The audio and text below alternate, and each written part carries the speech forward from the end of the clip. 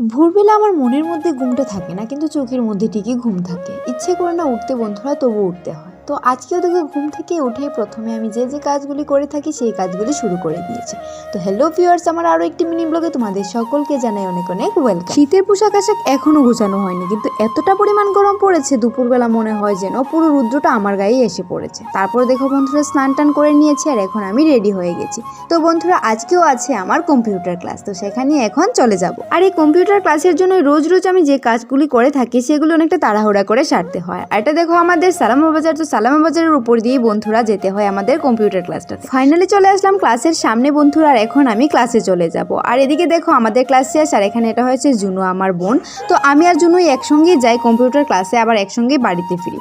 তো আমাদের বাড়ি থেকে ওর বাড়িটা কিছুটা দূর। ক্লাস শেষ করে অনেকক্ষণ আগে আসি বন্ধুরা বাড়িতে, আর এখন দেখো সন্ধ্যা হয়ে গেছে। তো আজকের ব্লগ ভালো লাগলে অবশ্যই লাইক, কমেন্ট, সাবস্ক্রাইব করে পাশে থেকো। বাই।